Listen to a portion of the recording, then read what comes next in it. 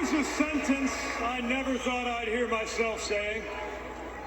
I'm Pete Buttigieg, and you might recognize me from Fox News.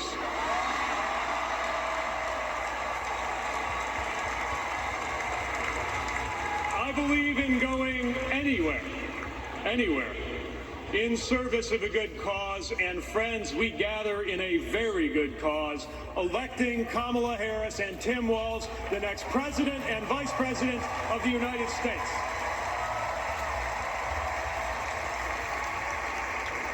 The choice could not be clearer. Donald Trump rants about law and order, as if he wasn't a convicted criminal running against a prosecutor.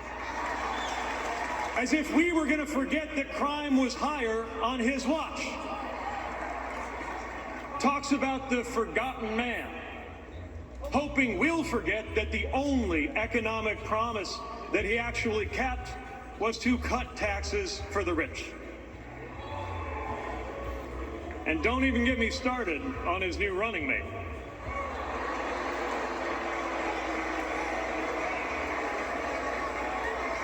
At least Mike Pence was polite.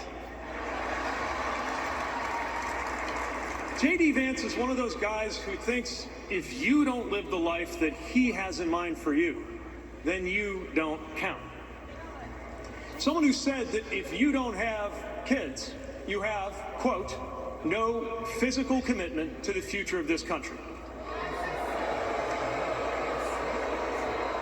You know, Senator, when I deployed to Afghanistan, I didn't have kids then. Many of the men and women who went outside the wire with me didn't have kids either. But let me tell you, our commitment to the future of this country was pretty damn physical.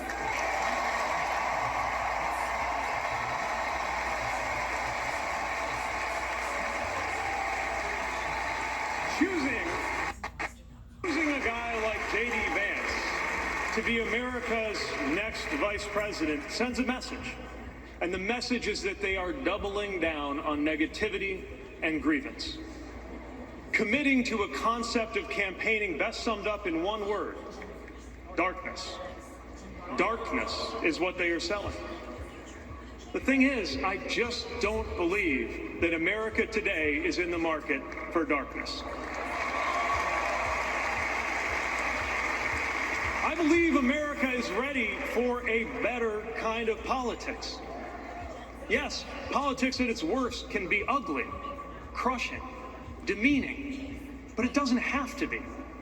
At its best, politics can be empowering, uplifting. It can even be a kind of soul craft. My faith teaches me that the world isn't made up of good people and bad people, but rather that each of us is capable of good and bad things. And I believe leaders matter because of what they bring out in each of us, the good or the bad. Right now, the other side is appealing to what is smallest within you. They're telling you that greatness comes from going back to the past. They're telling you that anyone different from you is a threat. They're telling you that your neighbor or nephew or daughter who disagrees with you politically isn't just wrong, but is now the enemy. I believe in a better politics, one that finds us at our most decent and open and brave. The kind of politics that Kamala Harris and Tim Walz are offering. And as you have felt these many days, that kind of politics also just feels better to be part of. There is joy in it, as well as power. And if all of that sounds naive, let me insist that I have come to this view not by way of idealism, but by way of experience. Not just the experience of my unlikely career. Someone like me serving in Indiana, serving in Washington, serving in uniform. I'm thinking of something much more basic. I'm thinking of dinner time at our house in Michigan. when the dog is barking and the air fryer is beeping and the mac and cheese is boiling over, and it feels like all the political negotiating experience in the world is not enough for me to get our 3-year-old son and our 3-year-old daughter to just wash their hands and sit at the table. It's the part of our day when politics seems the most distant, and yet the makeup of our kitchen table, the existence of my family, is just one example of something that was literally impossible as recently as 25 years ago, when an anxious teenager growing up in Indiana wondered if he would ever find belonging in this world.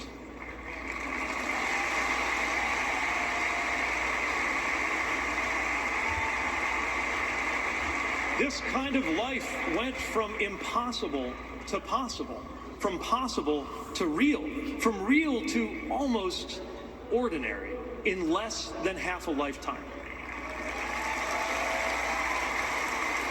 But that didn't just happen. It was brought about through idealism and courage, through organizing. Politics, the right kind of politics, the kind of politics that can make an impossible dream into an everyday reality. I don't presume to know what it's like in your kitchen, but I know, as sure as I am standing here, that everything in it, the bills you pay at that table, the shape of the family that sits there, the fears and the dreams that you talk about late into the night there, all of it compels us to demand more from our politics than a rerun of some TV wrestling death match. So this November, we get to choose. We get to choose our president. We get to choose our policy. But most of all, we will choose a better politics. A politics that calls us to our better selves and offers us a better everyday. That is what Kamala Harris and Tim Walz represent. That is what Democrats represent. That is what awaits us when America decides to end Trump's politics of darkness once and for all. That is what we choose when we embrace the leaders who are out there building bridges and reject the ones who are out there banning books. This is what we will work for every day to November and beyond. So let's go win this. Thank you, Democrats.